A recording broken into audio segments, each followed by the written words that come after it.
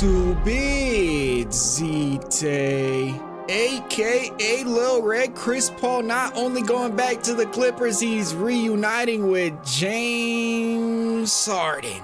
Let's get into it, man, because Chris Paul decided he's going to sign with the Clippers. I know what everybody's going to start saying, though. Clippers are building a retirement home. We've seen what happened to the Lakers when we had Carmelo Anthony, Russell Westbrook, and all them. Dwight Howard, all the OGs, all the old heads. Taking a look at the roster, I know a lot of people are going to say it because they got Chris Paul, Brook Lopez, Kawhi Leonard, Bradley Beal, James Harden, a lot of old heads on the team, including Batum as well. How is this going to work, right? Now, we have to keep in mind whenever a lot of stuff goes down, where a lot of former superstars team up together, the first thing people are going to do is hate. Just because they're afraid. So a lot of this hating and retirement home stuff is just because they're afraid of the Clippers. Because I'm not gonna lie, this is a very, very talented team. This is a very good basketball team. And this is not one of those teams where a whole bunch of former superstars come together and they just try to make it work. This is a whole bunch of former superstars coming together and they fit together as well. Like, this is a puzzle that fits when healthy. In my opinion, this might be a hot take, but I think that bench unit with Chris Paul, Bogdanovich, Derrick Jones Jr., Batum, and Lopez could actually be an NBA team if there was an expansion team, and this team wouldn't be bad. That's just the bench. And we seen Chris Paul said that he didn't want to come to a team where he wasn't going to start. And in fact, Chris Paul was one of like 6 players last year to start all 82 games. So he's going to be coming off the bench. But he's reunited with James Harden again. That was the closest James Harden has ever been to an NBA championship. And in my opinion, they just ran into the greatest team of my generation. That was the Kevin Durant Warriors. But again, I know I keep saying it. I made a video about the Bradley Beal stuff. James Harden, Kawhi Leonard, and Zoo last year with Norman Powell and the rest of the team was almost enough. That team was really good, hot going into the playoffs. They just lost in 7 games to a very dangerous Denver Nuggets team that actually took the Thunder to 7 games as well. And don't worry, Nuggets fans, if you're watching this video, we're going to be making breakdowns and predictions like I do every single year on my expectations on every team. And the Nuggets, man, I'm high on them as well. But we're going to focus on the Clippers right now because I know this team is old, but this team is very talented. They also have Chris Dunn still. They didn't let go of Chris Dunn. Every single person on this roster has been a key part of the team they played for before and have been very impactful for whatever team they've been on. I'm trying to look at the weaknesses that the Clippers had last season, and that was when James Harden comes out the game, who's going to lead the offense? They tried Ben Simmons. The year before, they tried Russell Westbrook. And I'm not gonna lie, Russell Westbrook was really pretty decent on the Clippers squad as that 6th man. And now you get Chris Paul in that role. Chris Paul to fill the Ben Simmons and Russell Westbrook role. In my opinion, he's probably better than both those guys at that role. So immediately, that's an improvement to the team. Chris Paul's no longer going to be starting, so there's not going to be anybody that is going to be taken advantage of in the starting lineup outside of James Harden defensively. You could also argue Bradley Beal, because the backcourt going back to Houston days of Harden and Chris Paul, that's just food. Although Chris Paul used to be a very good defender and was really good at getting steals, and so is James Harden. He's really good at getting steals as well and a really good post defender. But this team has defensive players to make up for it. Batum, Derrick Jones Jr., and Kawhi Leonard are 3 of the most underrated defenders in the entire NBA. Obviously, Kawhi is not underrated. Derrick Jones Jr. and Batum are 2 of the most underrated defenders in the entire NBA. And then you still have Chris Dunn on the bench, who is one of the best point of attack defenders up and coming in the league. And then you add John Collins, one of the most versatile forwards in the game, kind of like a Jalen Johnson. He could roll and pop to shoot 3, he could get rebounds. And you give him James Harden as the pick and roll guy. That's scary. And then you have 2 wing players in Kawhi Leonard and Bradley Beal around that to space the floor. Teams are not going to be able to help off of them. And then you still have Zoo. And then guess what? When Zoo comes out the game, you got Chris Paul and Brook Lopez 2-man game.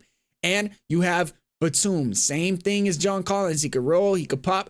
And it's scary because you also have Derrick Jones Jr. that could do the same thing. This is going to be a very pick and roll heavy team. And if you guys don't know, that's one of my favorite styles to watch in the entire NBA, which is why James Harden is my favorite player in the league. And I'm starting to really believe maybe Paul George is a curse, because Paul George left the team and now look what happened.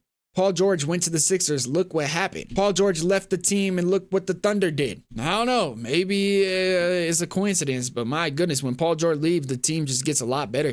This team is very scary. Now, we're going to talk about the age factor for everything because there is a big question whether or not, this team is too old to make it work. But this is not like a situation where these guys that were brought in have had trouble staying on the floor. Because Chris Paul, like I just said earlier in the video, played all 82 games last season. You could say, he's old. He's still playing every single game at this age. Now they're saying Chris Paul, this is probably his last year in the league, but that's just impressive. Second to last year in the league, and he's playing every single game. And then you look at the concerns, the real concerns, and that is Kawhi Leonard and Bradley Beal, because last season they did not play a full season. Kawhi Leonard only played 37 games. Brad only played about 50, I believe. But even if Bradley Beal and Kawhi Leonard are not on the floor, you have Bogdanovich and Derrick Jones Jr., even Batum to replace them. They basically traded Norman Powell for Bradley Beal and John Collins, and then got Chris Paul for free when Chris Paul was saying he wasn't going to be a backup. Chris Paul obviously sees the potential of this team, and he said, you know what, I'm going to sacrifice my starting role to go play with the Clippers again and to go play with James Harden again. Now, I don't even really know what else to say about this without people going to be saying I'm glazing, because a lot of people are sleeping on the Clippers at this point. Understandably so, because a lot of people just hate James Harden just because he's so damn good. They've always hated James Harden. And I believe people hate on Chris Paul as well, me being included in that category in the past. But the reason that people hate on Chris Paul and James Harden is just because they're so damn good and they don't have to fit in a system because they are the system. This is scary. Like I said earlier, this James Harden-led lineup can be really good. This Chris Paul-led lineup can be really good. And they have two different squads to run with on one team. You now have Chris Paul. Bradley Beal is not one of those. Chris Paul, Kawhi Leonard, Brook Lopez, Derrick Jones Jr., and Kawhi Leonard all have NBA Finals experience. And that's what I look for most when I look at teams is, do they have experience? We seen last year, and I said it in the Bradley Beal video, that the Clippers fell short in the playoffs. And I know a lot of people want to put that on James Harden like they always do. He's always the scapegoat when his team loses in the playoffs. James Harden is not supposed to be the primary scoring option for a team at this point of his career. He has fully transitioned into a floor general, one of, if not the best passing guards in the entire league. In that game 7, he had 13 assists. Chris Paul is not supposed to be a scorer. He is supposed to be a floor general. Now you have two floor generals, and last season you go look at the Clippers, you had Derrick Jones Jr. and you had Norman Powell around that. And in my opinion, those two guys that I just named are a big reason why the Clippers lost, because they were not able to score. And you replace that with Bradley Beal and John Collins. It's not all up to Kawhi Leonard to score everything now. Bradley Beal averaged 17 points a game on 50% shooting, 39% from 3 last year. That's a score. James Harden doesn't have to be the scorer no more. He could just be the pick and roll guy with Zoo, the two-man game guy with John Collins, and then make the right read, and Bradley Beal and Kawhi could go get buckets in that way. I know some people are saying Norman Powell is a big loss to the team, but in my opinion, and everybody that watched the playoffs last year, Norman Powell's the reason they lost that series. He was horrible in that Denver Nuggets series. Last year, Norman Powell averaged 22 points a game in the regular season, and in the playoffs, it dropped down to 16. And not only was it 16, he went from 42% from 3 in the regular season to 35% from 3 in the playoffs. And his field goal percentage also dropped slightly. He was not good in the playoffs as that scorer that he was in the regular season. That hurt them a lot. So you replace him with Bradley Beal, and it's not like it's a swap because Bradley Beal's so much better than Norman Powell, because in all honesty, he's not. Norman Powell proved that he's better than Bradley Beal. But if Norman Powell's going to average 16 in the playoffs and Bradley Beal averaged 17 last year, that's not that much of a drop-off, and he's a vet, been in the playoffs, not afraid to be the number one option. And in my opinion, the whole thing with Norman Powell was just mental. He was not used to being the number 2 option because that's what he was in the playoffs. When James Harden was getting blitzed, James Harden was getting trapped and doubled, Norman Powell had to be that guy to score, and he couldn't do it. Bradley Beal has been a number 1 option on a team before. He's going to be ready for that. And I'm not going to go too much into Bradley Beal because I did it in the Bradley Beal video. This video is about Chris Paul. All right. I'm just getting everything out the way. that this team would have been really good even without Chris Paul. But the one thing that they were missing was when James Harden comes out of the game, who's going to be that floor general? Last year is Ben Simmons. The year before is Russell Westbrook. We know they need that. James Harden needs a guy that when he comes off the floor to rest can do exactly what he could do. That is Chris Paul. So you add James Harden and Chris Paul on the same team again. When James Harden was on the Rockets and Chris Paul was with him and they were making those deep playoff pushes, the reason I stopped, you know what? Earlier in the video, I did say I used to hate on Chris Paul, right? The reason I hated on Chris Paul because I felt like he was the reason James Harden wasn't winning. And it's not because it's Chris Paul's fault. It's the fact that they were in the same lineup together. The Rockets put Russell Westbrook in the same lineup together as James Harden.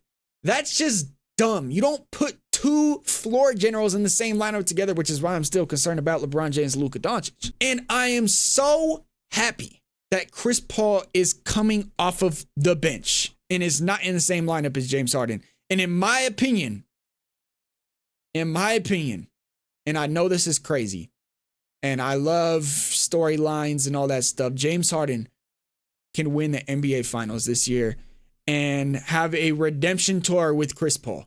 Chris Paul could also not only have a redemption tour with James Harden, he could do it with the Clippers.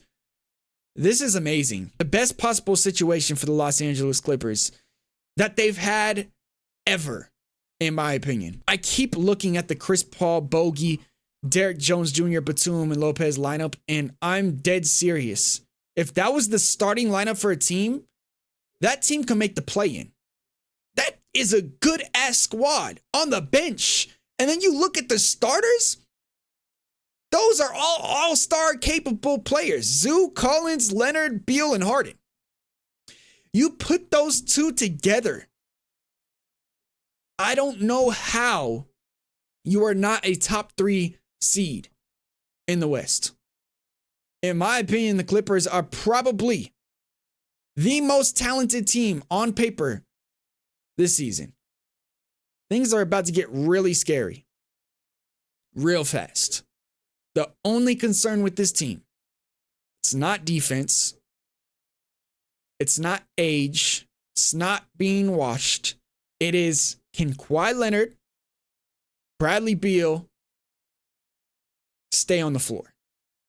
Because those guys have not been able to consistently stay on the floor in the last couple seasons. Because if Bradley Beal is going to be out, that Norman Powell loss is going to sting. But not as much because of that John Collins trade. I think a lot of people are overlooking the fact that James Harden and John Collins together is crazy. That's the perfect fit for James Harden. And even if Brook Lopez comes in, James Harden can make Brook Lopez look good. And then you're like, James Harden's out. Chris Paul does the same thing. I don't know what else more to say about the Clippers without me just sounding like I'm doing unnecessary glazing. But in my opinion, this is the most talented roster in the entire NBA going into the season. And if they can stay healthy, they can make a finals run.